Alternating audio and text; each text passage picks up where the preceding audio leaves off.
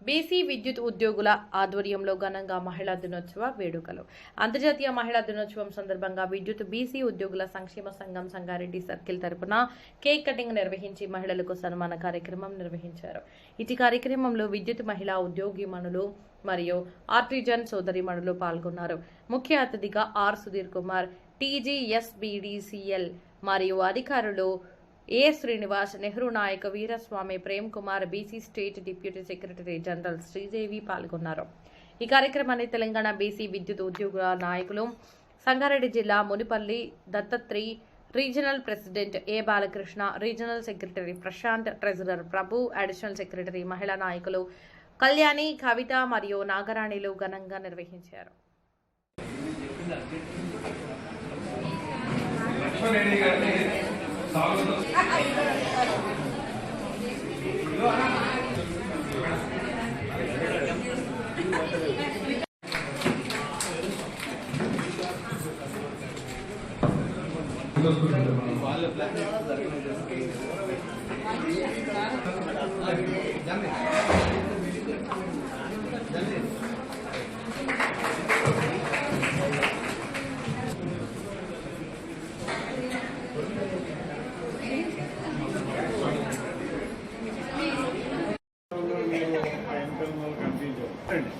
మీరు కొంచెం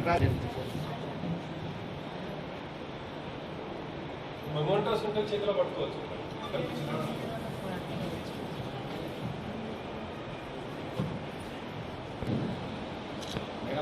ఇవ్వడం జరుగుతుంది. ఇప్పుడు అందరు క్లాప్స్ తో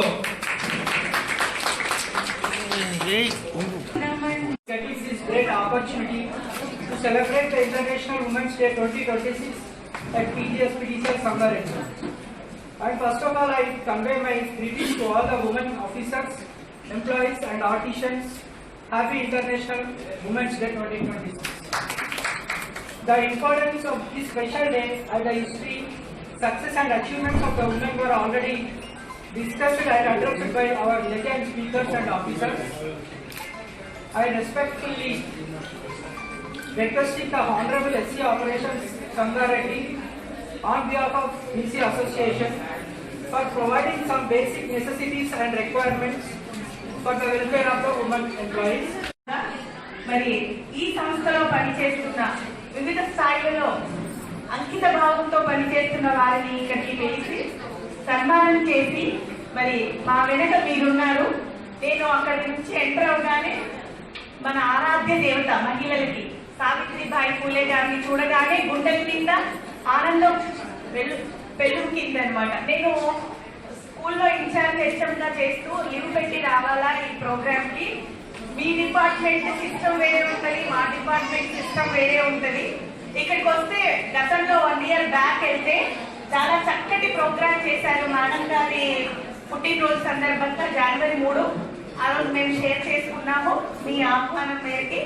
అయితే చాలా మంది ప్రేమ్ కుమార్ గారికి ఒక రోజంతా టైం ఇచ్చినా వాళ్ళు కరెంట్ అఫైర్స్ మీద కానివ్వండి, వివక్షత మీద కానివ్వండి, ఏ విషయమైనా వారు అనర్గళంగా చెప్పగలరు.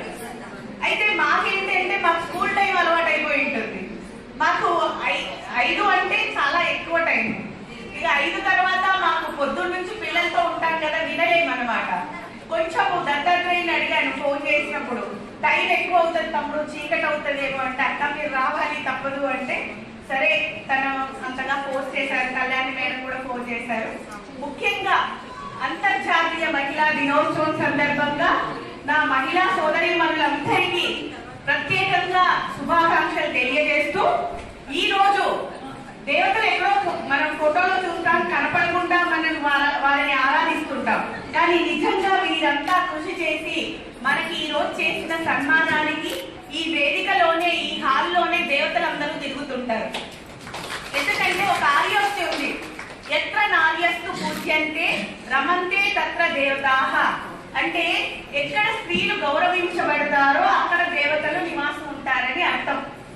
మరి మనం అందరం క్వశ్చన్ వేసుకుంటే, బస్సుల్లో మనం ఎలాంటి వివక్షత ఎదుర్కొంటాం, పని చేసే చోట ఎలాంటి వివక్షత ఎదుర్కొంటాం, మరి ఆడవాళ్ళు ఉద్యోగస్తులైతే ఇంటా బయట డోలు మధ్యలో మనకే అన్నమాట.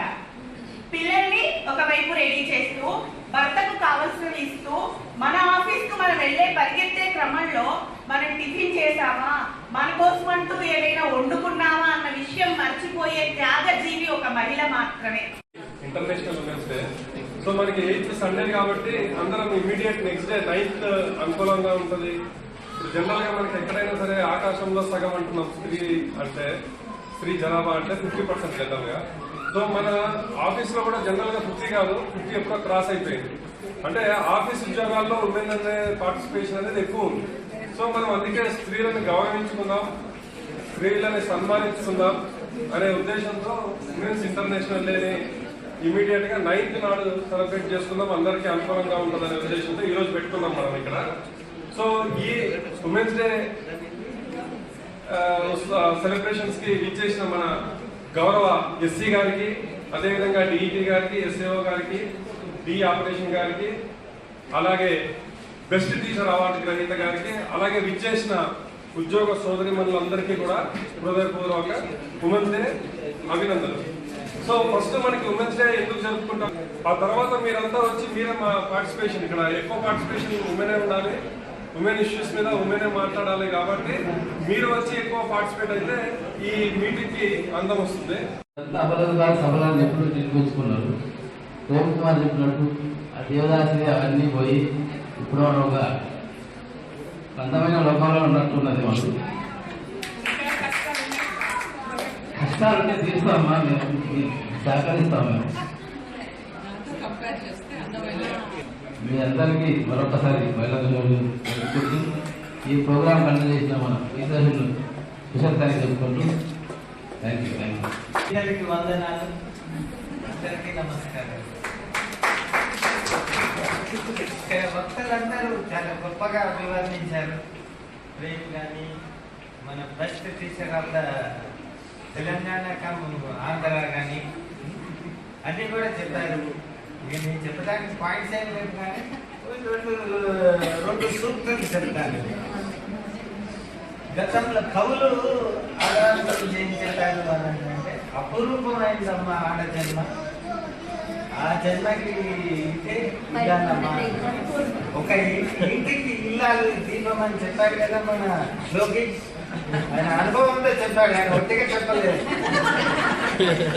యాక్చువల్గా ప్రతి మగవాడికి పెళ్లి రాగానే జీవితం ఫస్ట్ భార్య తన జీవితంలోకి రాగానే ఆ భార్య ఏం చేస్తుంది అన్నారంటే, భర్తని టోటల్గా కబలించుకోవాలన్న ప్రయత్నం స్టార్ట్ చేస్తుంది. ఆ ప్రయత్నంలో